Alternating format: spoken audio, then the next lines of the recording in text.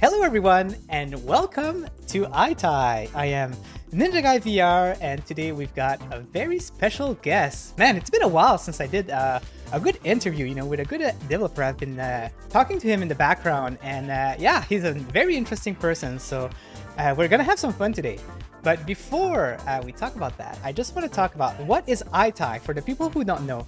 It is a abbreviation for Indie Time, Indie Time Interview Edition. And there's a lot of interviews out there, but mine is very unique. And you know why? It's because I wear a tie. Yes, today I am wearing my green tie. I have two green tie actually, but this one I felt like I didn't wear it a lot, so I decided to put this one on today. But anyway, so we're just gonna say hello to everyone in the chat before we start. We've got Craigman, welcome my friend to the stream, and we've got That VR Girl. Hope you're doing well, my friend. Happy that you're here. It's pretty early. I don't know where Craigman is from, but That VR Girl, I think it's pretty early for you, so I appreciate you coming on my stream. Without further ado, let's go ahead and introduce our guest today, which is Bobby Voicu. Welcome, Bobby, from MixRift. How are you doing, my friend? Hey, man. How are you? It was great. It was great getting this invitation. Let me tell you that. Awesome. Also, while I knew that I kind of had to wear a tie, I don't own any ties. So yeah, you get just this MixRift T-shirt. I'll forgive you because you have the shirt, but I'm surprised. A CEO that doesn't have a tie. That's the first time I hear about that. That's a pretty crazy. I don't think I've worn a tie for the last, I want to say 15-20 years. Oh wow, that's been a while. I can't beat that record because I wear one almost every week. With my with my show, so, exactly. So that's not gonna work. So Bobby, for the people who don't know, can you tell us a little bit about yourself? Yeah, I like to play games, and at some point in time, I decided I want to make games as well. And actually, that was pretty early in my life. I learned how to program on a Z80 like 40 years ago or something like that. And as a kid, the first thing that you want to do is games, and you think that this is what you're going to do in life at some point. Well, I actually did that. And about, I want to say 13 years ago, I started a gaming company called Maven Hut that made mobile games. After we sold that company, I stopped being in the gaming industry for a while. And then about 2 years ago, one of the people that I worked with in the previous company, one of the guys, David, told me, look, you need to look at mixed reality.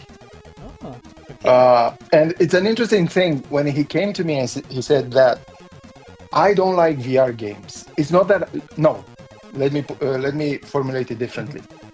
I cannot play VR games because I get motion sickness. Yeah. So I can play them for a while, but after some time I get motion sickness, and it's as you know, it's uncomfortable. So I avoid VR games most of the times. I want to play them, but sometimes I just can't. And when he told me that, I was like, man, I get motion sickness. I'm not gonna even try it. And he's like, no, get a Meta Quest 3 and see what mixed reality is about. The pass-through and everything. And I got hooked. I think that's the future of a lot of things, not only gaming. And I said, and he came to me and said, we used to work together in the previous company that I told you, and he said, do you want to do something together? And I said, yes. We got the third co-founder who worked with us in Maven Hut as well. And we started MixRift last year in January. Wow, So this is what I'm doing now. Yeah, that's insane. I think you guys have like 4 games in your portfolio already, right? So that's quite impressive. And we're gonna talk about that later, but it's not like games that are rushed or anything like that. I enjoy some of your previous games also, so it's very impressive. But before we go into that, I'm kind of curious. So you're a gamer. What are some of your favorite games out there? Um, so A trick let me question. put it this way: there are games that I enjoy, Yeah. like this year I actually truly enjoyed Assassin's Creed Shadows. Ah, nice. I enjoyed The Last of Us. I played it through the entire generations: PS3, PS4, PS5. So I love story-driven games, Mm.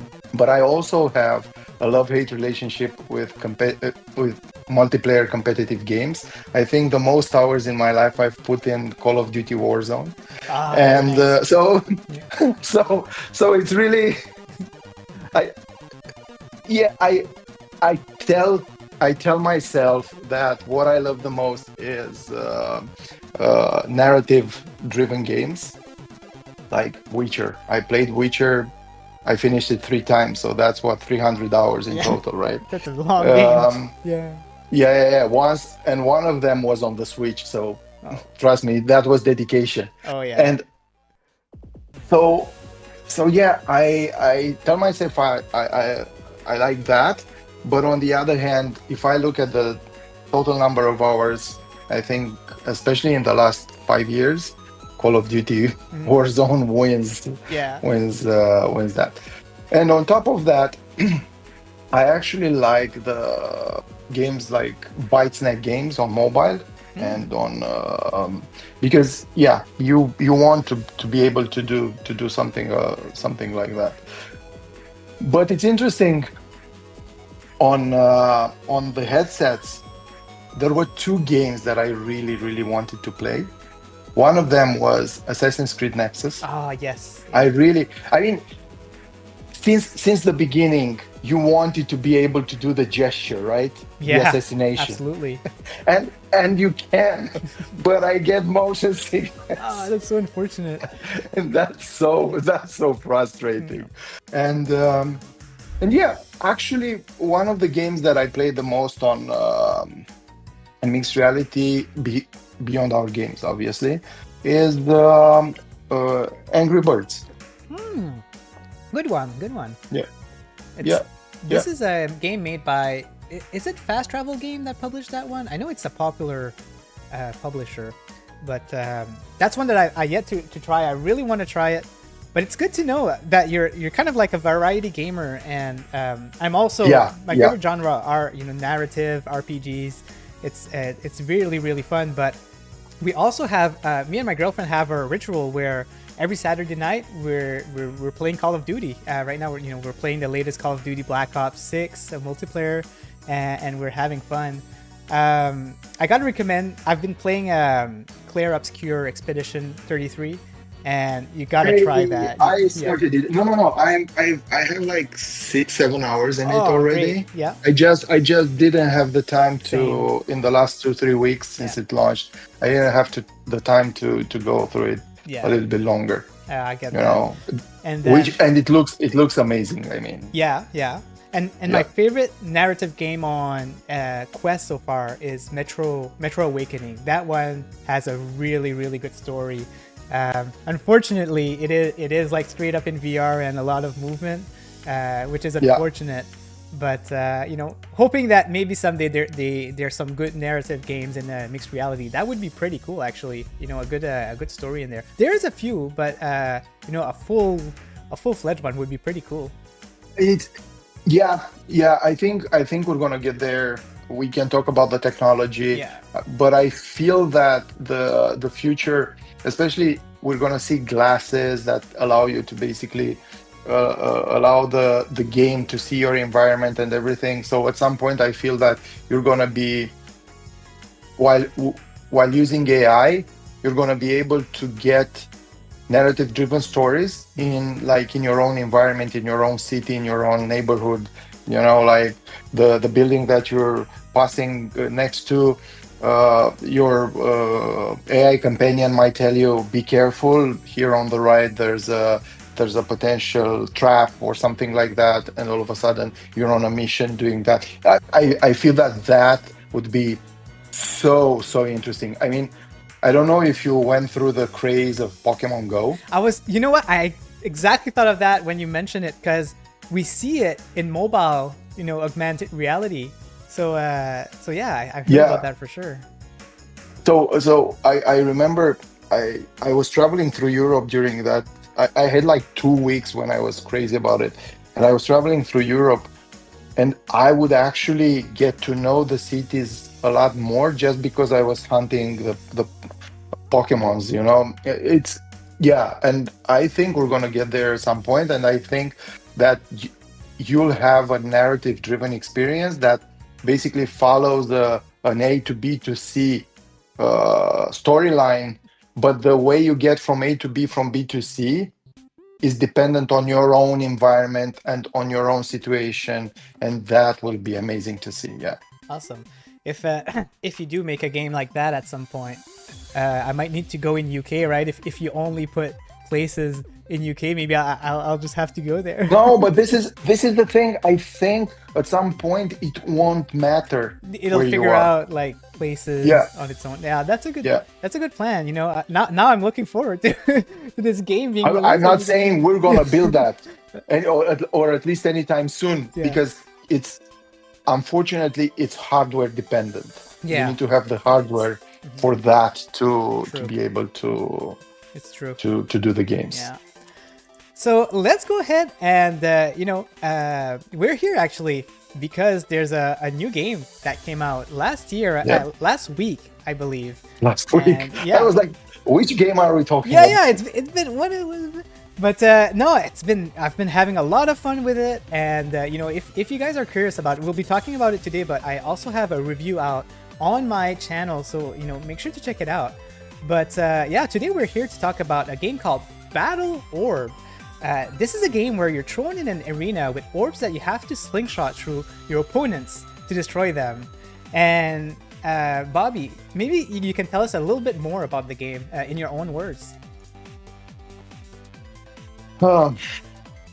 So if you like Pool or Angry Birds, if you like the slingshot mechanic, this is a game for you, right?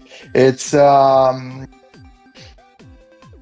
easy to pick up and hard to master battle game for all ages, in my opinion.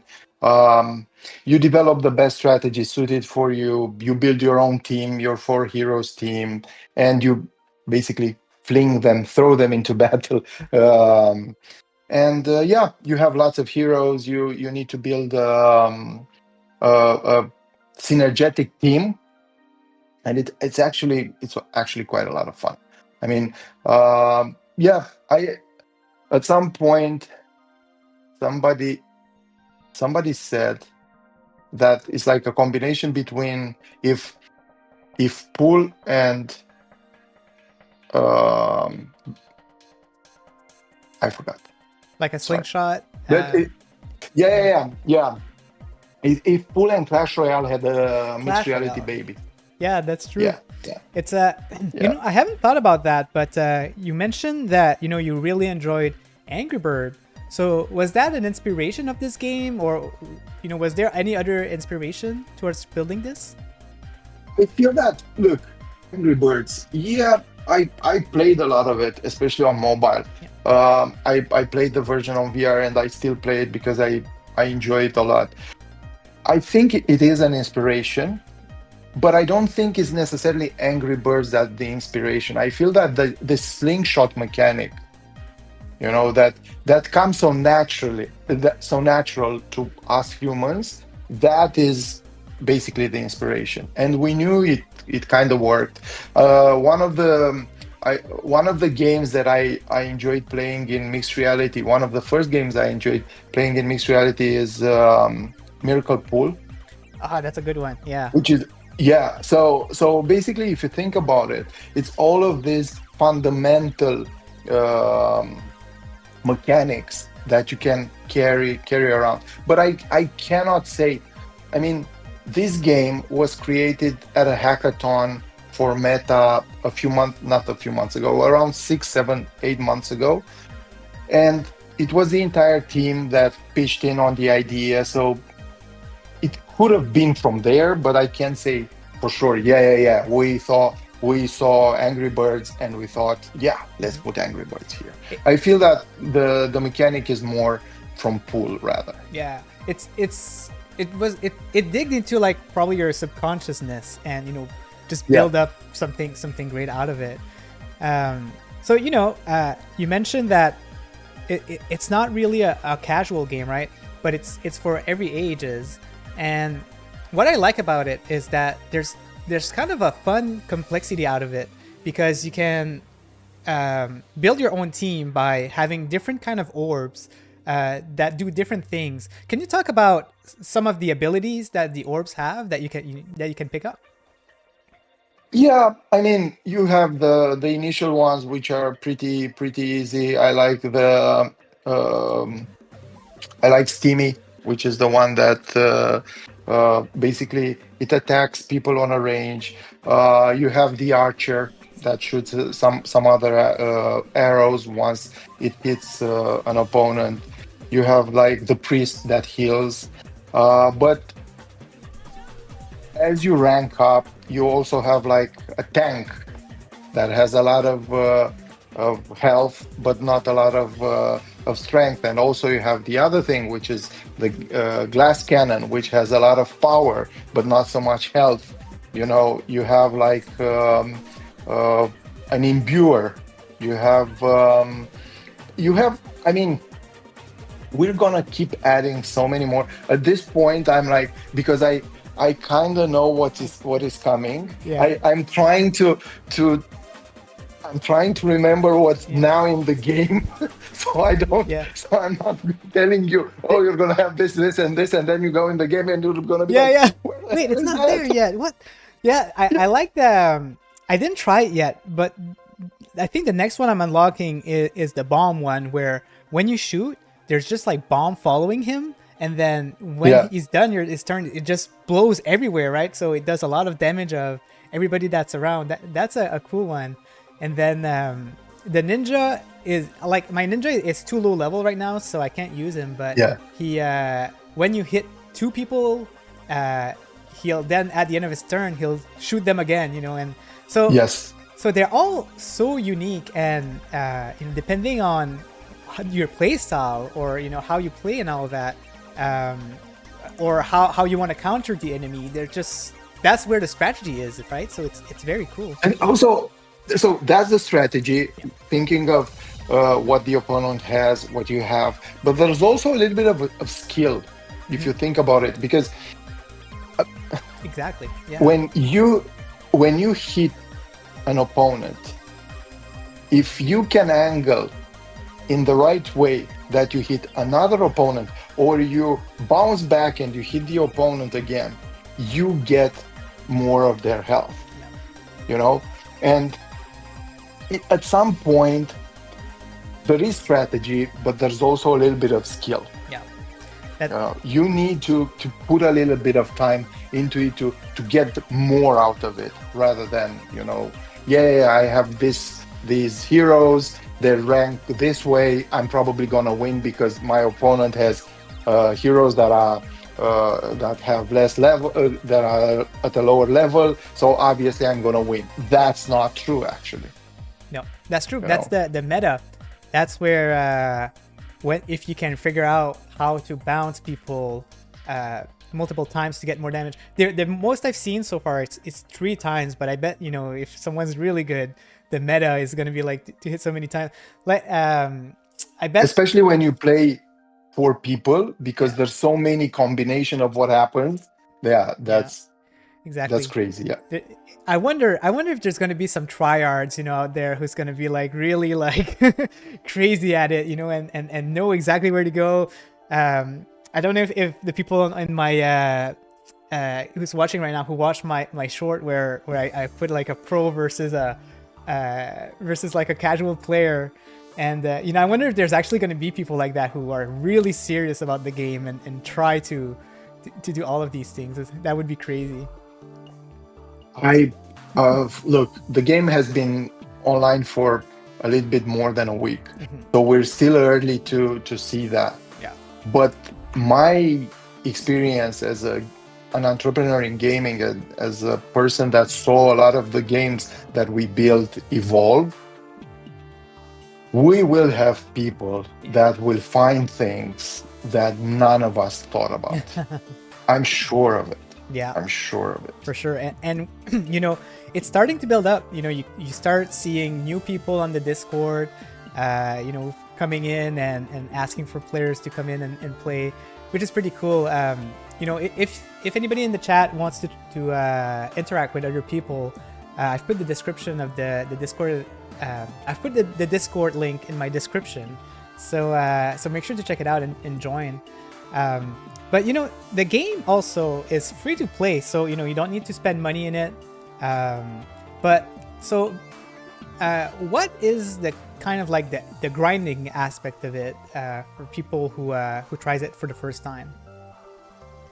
Look, like, first of all, the game is not pay to win. No. Right? You cannot, even if you spend money in the game, you cannot get like specific heroes that have different powers or they're overpowered or anything like that. The only thing that the money can bring you if you spend real money is you shorten the grind. Yeah. Because usually people have either time or money. So you want to be competitive in either situations, but if you don't, you can play the game without paying, and that means it requires a little bit of time for you to grind to get the chests to upgrade your heroes. Or if you just want to play, like we've noticed that most people on headsets do during the weekend, you probably don't want to spend the time to grind. So I feel that this is the aspect of grinding where, yeah, you need to grind a little bit to power up. Otherwise, and it's interesting because we've noticed that with other games that we've made previously, if you make the game too easy, people don't play it. That's true. We had a game in the previous company where we had a power up that basically removed. It was a solitaire game where if you use the power up, you would get unstuck. Okay. And when you ask people what they would want in the game, they said they would want a lot more free power-ups.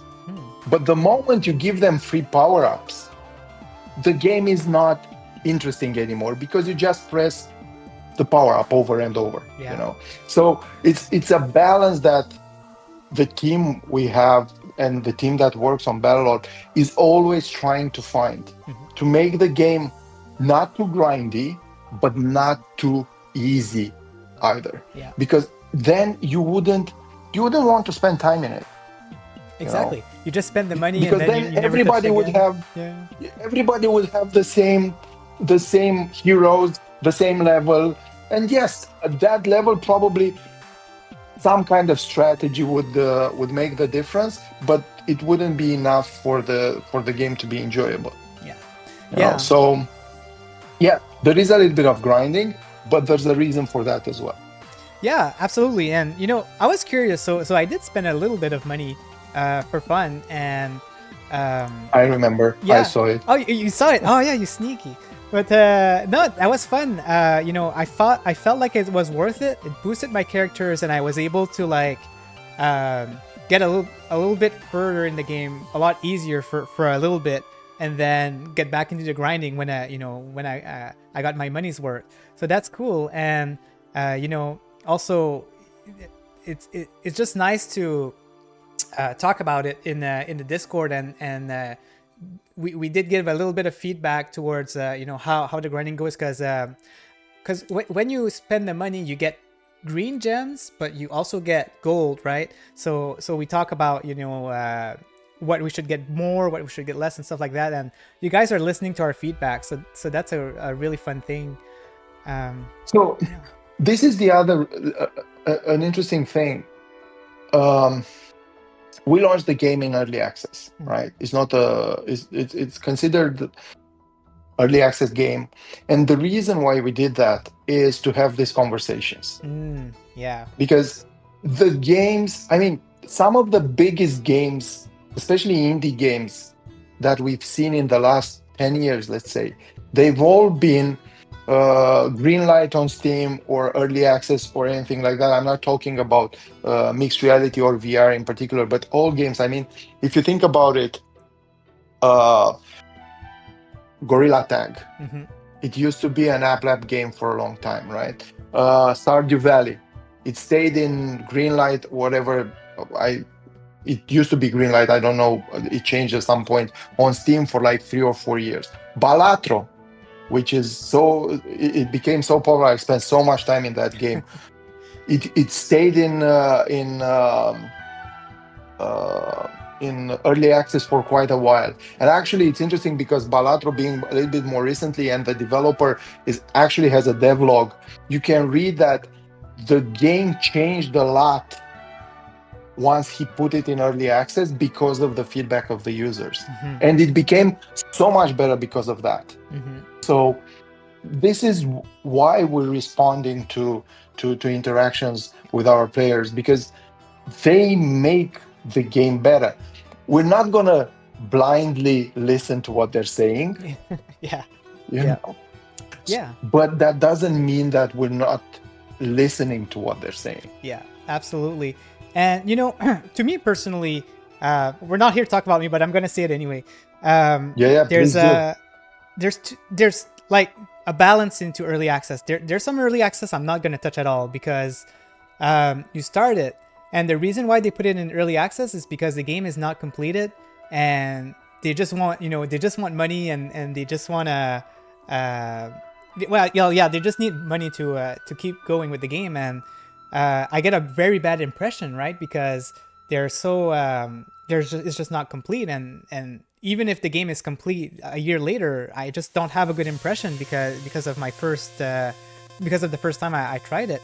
And then there's the people who release early access like Battle Orb, where it's a full game, and if it would stay like that, it's fine.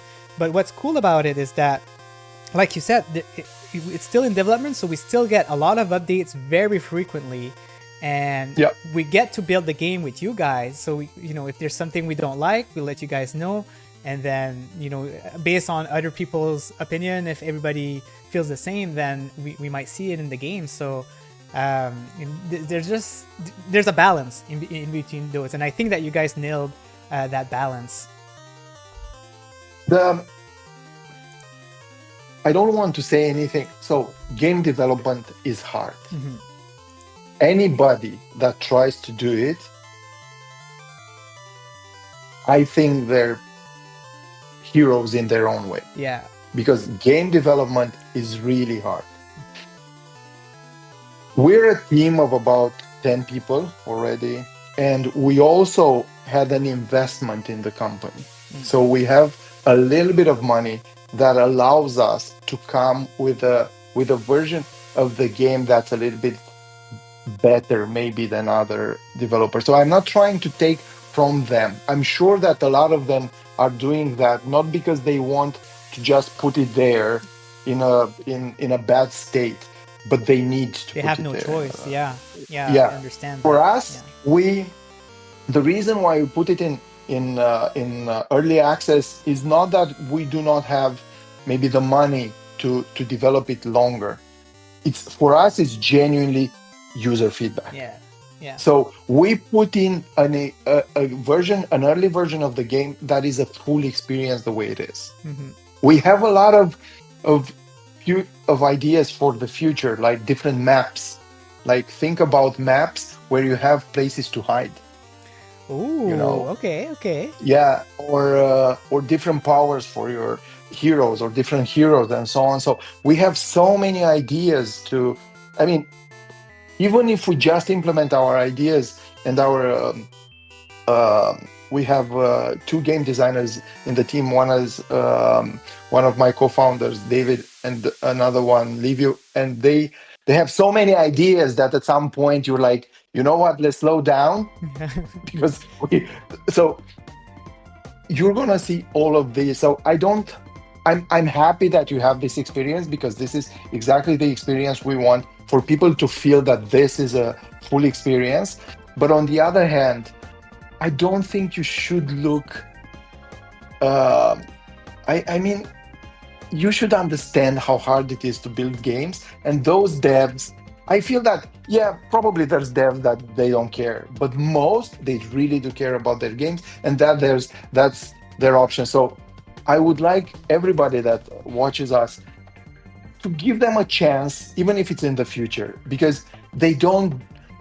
Again, I know of devs that do a shitty job just because they don't care. Yeah.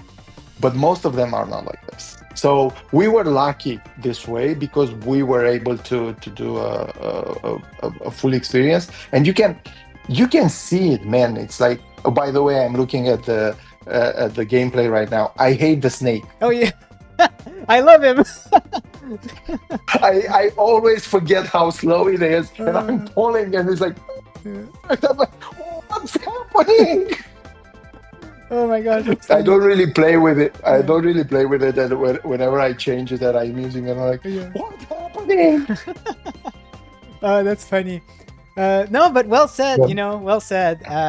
It's you can't really judge a book by its cover, right? Like you have to understand the background of it, and I think support. sorry, Yeah. I'm interrupting. I think that what most devs don't do, though, is communicating. Because I'm sure that you would be really okay if they would say, look, we know that the game is in a bad state. Yeah. We're building it. We need to. I mean, you understand that, because you know that gaming is hard. Developing games is hard. But I feel that not communicating is actually something that most devs should find a way to communicate with their players. Oh yeah. Even if it's just through the reviews on the meta store. Yeah. If somebody tells you something, reply to that review, even if they say bad things or good things about you. Yeah.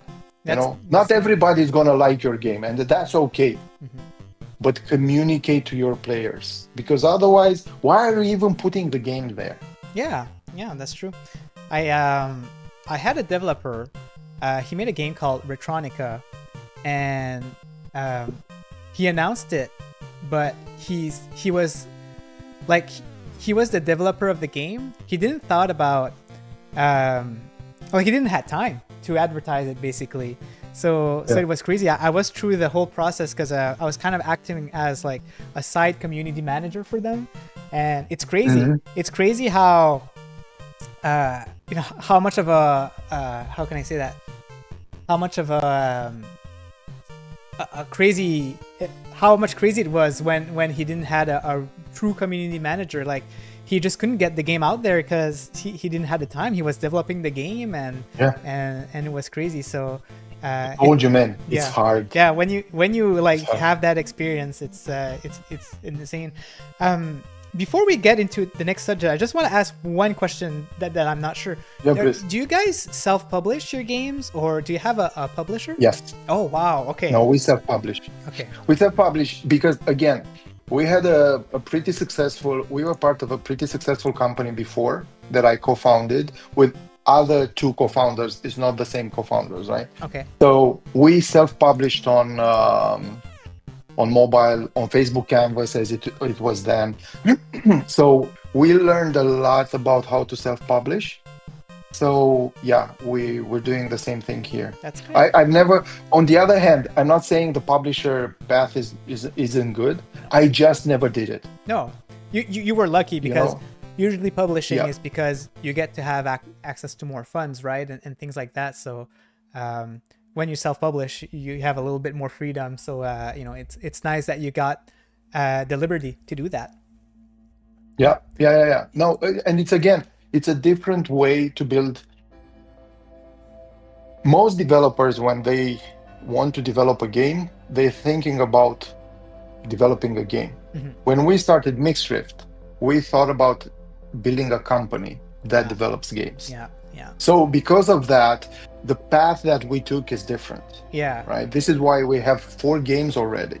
And I remember, I think you told us at some point that you realized when you saw Battle Orb that we built Fractured as well, right? Yeah, yeah, exactly. And that you like the game. That was our first experiment Ah, with the MetaQuest store. mhm, So we were testing things to understand how it worked. That was a paid title. mhm, And that actually told us that, at least for our skill set in the company, paid titles don't really work. mhm, mhm. So this is why we had to understand how to release a free-to-play game. And then we released Hell Horde. And that was pretty good. And then from what we learned from, so we're building a company that builds games that will take us, hopefully at some point, we hope Battle Orb will be that, to the game that basically explodes, let's say. Yeah, Right. yeah. So, you know, it's funny how I encountered Fractured. So, you know, for the people who don't know, Fractured is kind of like a puzzle game where you put like Yeah. there's an object and then it just blows into pieces and you just have to put it back together. You know, just like when you destroy a pot of flour by mistake and you're like, oh no, my girlfriend's gonna kill me. I know I need to put it back. Yeah. Put it Yeah, together. yeah, Yeah. yeah. And the way I encountered this game is I'm sure everybody, a lot of people encountered like that, is when it went down to 99 cents during the the event where all of the I think 199. oh, I don't 199. think we had it at 99. Okay, but Or maybe we did. I don't remember. But it was like a around that, promo yeah. code, right? Like a 90% Yeah. promo code or something like that. And I was like, you know what? That kind of looks fun. And yeah, it's what I like about it is that it's so relaxing. You know, it's just a casual experience where I can just relax and do that when I don't feel like competing in a game or I don't want anything action. That is my own relaxing game on Nice. the Quest. Yeah. And let me tell you something funny about it. So we have a cow that at some point breaks in pieces. I don't know if you remember. So we have basically the design of a cow that breaks in pieces, Okay. and on the initial version of the game, the interior of the objects was red. Oh. So, Okay. so when we broke the cow, It was like it looked like a very gory. slaughterhouse. Yeah. That's funny. For some reason. Talking and yeah, sorry. Oh no! Well, sorry. For some reason, I don't remember the cow. I remember the mushroom, the fox, the astronaut, but the cow, I don't know. We have a black and white cow. Okay. So yeah, like I remember playing the game, and I was talking to my to the people in the team, and I'm like, I feel that the red color doesn't really help when we play with the cow. Oh my god. And now it's dark gray. Okay. So, but yeah, but this is one of the reasons why we wanted to put the game in early access. Mm-hmm, mm-hmm. I mean, in early access, at least you have some people coming to you and saying, hey, maybe don't put that red because my son or my daughter will want to play that game. And all of a sudden they see a cow blown to pieces and they need to put it together. That's not the best experience for a kid. Oh my god. So, yeah. That's funny. And the game turned from Peggy 18 to like back Yeah, to exactly. normal after you change Yeah. the color. Oh, that's Yeah. crazy. So, I realized that I didn't play the other two games that you've made, but I realized that Battle Orb and Fractured are in mixed reality. So, is mixed reality All of our games are they all mixed okay? So, why did you decide that mixed reality is where you guys want to go? because I want to be able to play our games. Oh, it's because of your own. No. It has so it has nothing to do with it. Yeah, I promise. I'm happy that that's the consequence, but it has nothing to do with it. I feel that I'm trying to think about how to make it sound less about you, right? less pompous. Less pompous. Yeah. So the biggest gaming platforms in the world are not the consoles. Are not what you think about when you think about gaming. It's not the biggest platform in the world. Is not PlayStation. is not Nintendo, even Xbox, Xbox with its whole thing. The biggest gaming platforms in the world are, in the order of players, mobile, Oh that yeah. has like the most players, and then the PC, which are not gaming platforms, they're computing platforms. Gaming is just another thing that you do on the computing platform. Mhm. People don't have those devices to game. Most people, obviously. Mhm. We're in a different category, but most people don't have their phones with the express or their PC with the express destination of gaming. And I feel that the mixed reality devices will be the third computing platform that we're gonna encounter. So think about this: when the mobile phone, the smartphone appeared, people were like, "Oh, who's gonna use the smartphone for anything online?" Mhm. And then 80% of your activity online is on the phone. Yeah, you still do some things on your PC, but most of it you do it on the phone, Mhm. right? And I think that the next generation of mixed reality devices, which I think that in the next 3, 5 years will be a form of glasses, that will be the third computing platform. And you'll have the PC at home or in the backpack to do some things. Then you'll have your phone in the pocket to do other things. And then maybe 50% of the actions that you do now on your phone, you're going to have on the glasses. I mean, you don't need to take the phone out to see, to move, to raise the volume, to get to the next song, to see your notifications, to reply to some messages. Yeah. So many of your activities don't really need you to look at the phone. So this is why we have the watches Yeah. and everything. Yeah. So because of that, I feel that mixed reality is the future of, it's the next computing platform, and implicitly the third, at least, biggest gaming platform in the future. So because of that, this is what I think it's worth targeting for us. And I Mm. feel that VR will not disappear or anything like that, but I feel VR will be, to mixed reality, what console gaming is to PC. Yeah. A dedicated device, really powerful, with experiences that you can't really have in mixed reality. But it's mixed reality where most of the players, of the people that play games, let's not necessarily call them gamers, will play the games that they want. And they might not be complex experiences. You might not play GTA 15 or Mhm. whatever. It might still be 7.5 by that time, Yeah. even if it's 20 years from now. Yeah. So you're not going to play GTA maybe on a mixed reality device, Yeah. but you're going to play games on your mixed reality. I mean, think about, we noticed with our solitaire games in the previous company that a lot of players were playing that game as a second screen experience. So basically, they were in front of the TV watching something on TV, while on the phone they would play solitaire, right? Yeah. And I think that once you get mixed reality glasses, you will do things, and you can see, if you look on TikTok or on YouTube, Yes. you can see people with their Vision Pros or Meta Quest, I don't know, Doing the ironing dishes, or right? cooking. Yeah. And yeah, you're not gonna play a game when cooking, Yeah. hopefully, or when ironing. Yeah. But on the other hand, there's so many idle games that you can play while doing something else, Yeah. Yeah. or gamify an experience. Like, if you look, there's a guy that made an app for MetaQuest to gamify the Like, vacuuming, yes. Yeah. where you would be sure to vacuum the entire surface of the floor, because you would see it if you passed it or not. Yeah.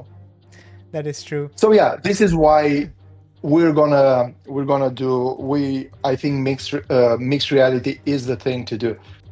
That being said, again, we're building a gaming company. We might try VR at some point, or maybe we might try hybrid VR, MR, and mobile experiences. I don't know, but I feel that mixed reality is where the future goes. That's I hope we get there faster rather than later. yeah. But I feel that we are now like, if you compare to mobile, like 3-4 years before the iPhone. Yeah, yeah, it's true. It's we're very early in the stage. Yeah, Man, I'm yeah. excited. You really took the word out of my mouth. I think you answered like 4 of my questions. Like it's crazy. Like I'm looking forward. I already own 2 pairs of smart glasses actually right now. The Meta Ray-Ban, and I can't wait for it to to go in the next step. And what's going to be even better than using your phone is that you're going to have both of your hands free, right? So you don't have to hold something and click and touch. You just have to use your hands and work around with it.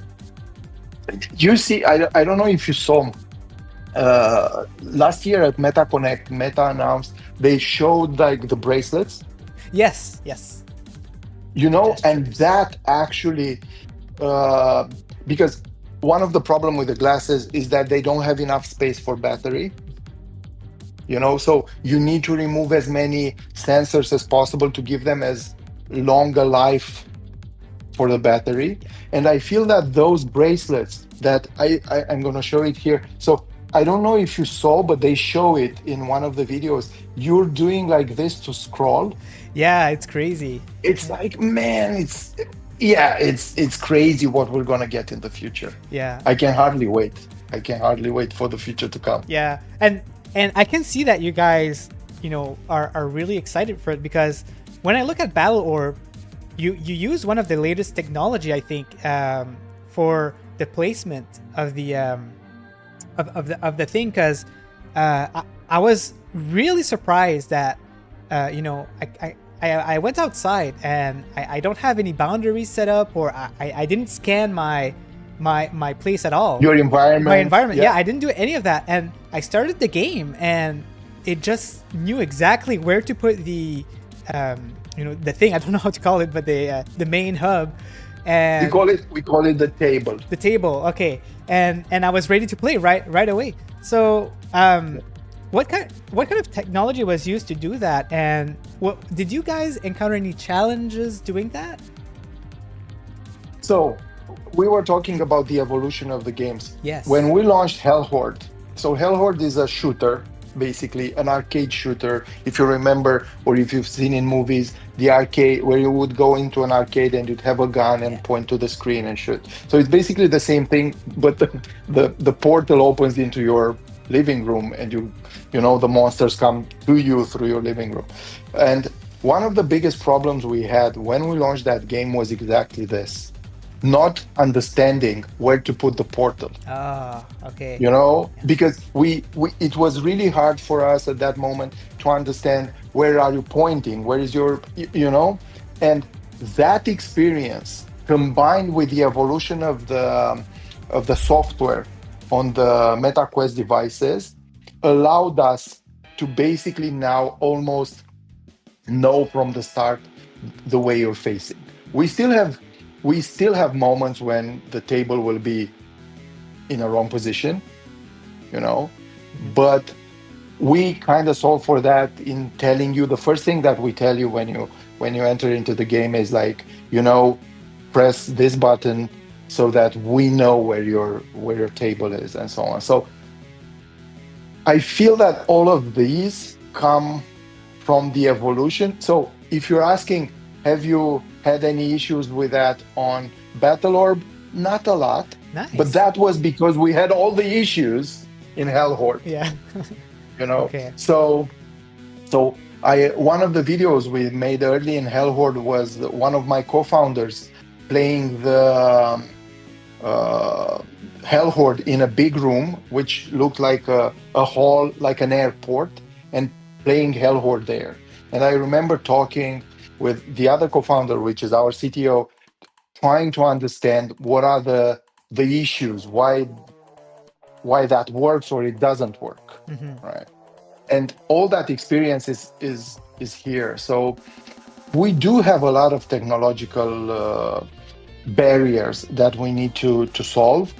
But again, we're a smallish team at less than 10 people, but we're a really, really good team. Yeah, You know, that's good. I like it. So, if there's other kind of technologies that comes out later, then we'll probably seeing it in your next game, right? Because you guys are very excited about what's to come. And that'd be cool. I mean, the next smart glasses coming out from Meta, they said that there's going to be like a notification that you'll be able to see and things like that.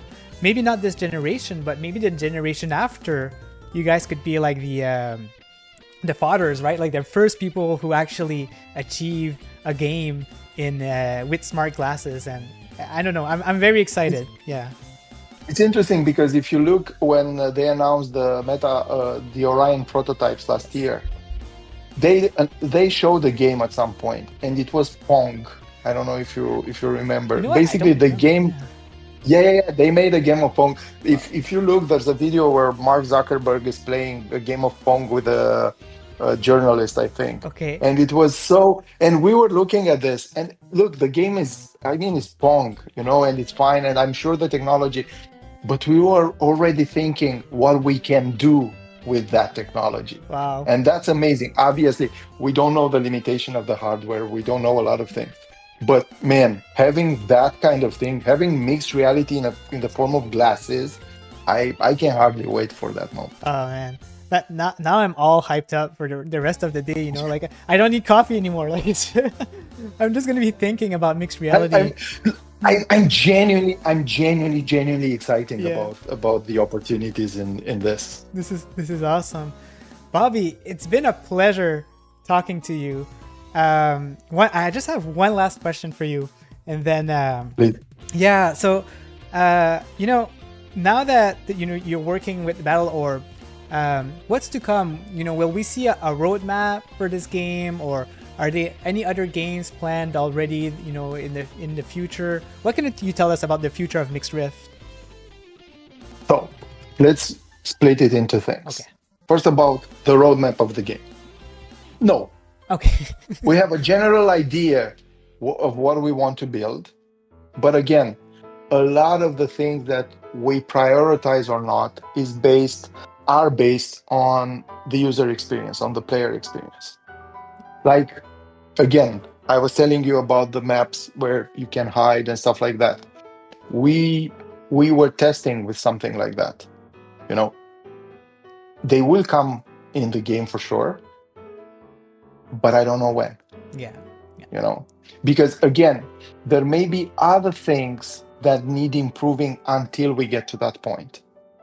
So this is why we don't want to tie ourselves into a roadmap that during we have an internal, so don't get me wrong, we have an internal roadmap, but it's not something public, because we don't want players to expect something just so that they don't get it, because we realize that that's not the right experience for them. As for MixRift in general, again, we're a company that builds games. We have at this point around 5 or 6 prototypes in the works. Oh wow! Okay. Things that we're testing to see how the mechanic works, how, and a lot of them get to the point where we realize that while the mechanic is interesting, whatever that is, it's not fun. So yeah, we will build new games, but truth be told, for the moment, we're focusing on Battle Orb. Absolutely. So ask me this in like 3 to 6 months from now. Awesome. I'll get you back. Let's make this the best Battle Orb it can be. True. And then we're gonna talk about any other things that we can build. I'm getting ahead of myself. Yeah. Before we go, also, Craig actually have a question in the chat. Yeah. If you have some time, I know that we're running short on time. No. Okay. Yeah. It's okay. Okay. So he's asking, will there be a custom skin coming to the orbs? I guess he's Probably. yeah. Ooh. Probably. Okay. Probably. The what I cannot tell you is when. Okay. Yeah. Because again, we are gamers, all of us in the company. We want custom things. Yeah. Right? Will the custom things make your experience 2 times better just because of that? Probably not at this stage. You know, so right now we're looking at the things that make your experience a lot better before we get to those things. But yeah, custom skins. Yeah, you know, and if let me put it this way, if they weren't on the roadmap, they just got put in. Yeah, that's funny. No, that's cool, and it makes sense, you know, because the way you're developing the game is like dynamically. So you know, it's not gonna be you're gonna do this, you're gonna focus on that during the whole month. It depends on what people want, what's gonna be fun. Who knows? Let me give you an example of that. When we in the early versions of the game, when we were like private beta showing the game, one of our beta testers came to us and said, "Look, guys, I don't like two things in the game. So I like the mechanic, I like everything, but I don't like 2 things. All the heroes have the same sound, and they have the same, and they have the same mimic, right? And that takes away from the experience. If you play the game right now, you'll see different sounds and different face actions. Yeah. That's it. And that actually makes the game better. So this is how we build the game. And yeah, custom things probably will be there once we solve the other things. Like, you know, like the facial gestures of the heroes and anything else like that. I think I remember someone giving feedback on no music, and you guys added also music. I saw, so you know. So when I played, so I remember we were preparing like a week or 2 before this, and I basically told my co-founder that I'm like, man, I love the game, but I would love some music in the game. Yeah. You know, and then we put some music, because if once you say it, everybody notices it. Yeah. You're like, actually, you're right. Yeah. Yeah. And yeah, makes the experience so better. Yeah. So we're doing all this, and I hope you guys, everybody that's watching, will come along with us in the experience, because it's going to be an interesting experience. This game will look a lot different in like 2 or 3 years from now. Trust me. More fun. Awesome. Hopefully, yeah. Hopefully, yeah. Awesome. Thank you so much, Bobby, for coming in. Really appreciate it. Thanks for having me, man. Yeah, maybe we'll see you again. Thanks for enjoying the game. Oh, absolutely. It's genuine. I actually really enjoyed it, and I'll probably pop it in once in a while still to see what's new. And yes, please do that. Yeah. Anything you'd like to say before we end the stream today? Go test the game. Yeah. Go play the game. Yeah. Take the time. Play the game. Play with the heroes. You know, they're fun. But you need to advance, and also get your friends to play. I feel this game is so much fun when you're playing with. It's much better when you're playing with other people, obviously, but it's so much fun when you're playing it with people that you know. Yes. That's amazing. That's true. Yeah. So do that. Yeah. Do that. And join the Discord. It's in my description. Yeah. And, MixRift.com/Discord. Yeah, we're all there. We're all talking, and you'll see us there for sure. All right. Well, thank you guys, and see you on the next interview. Bye.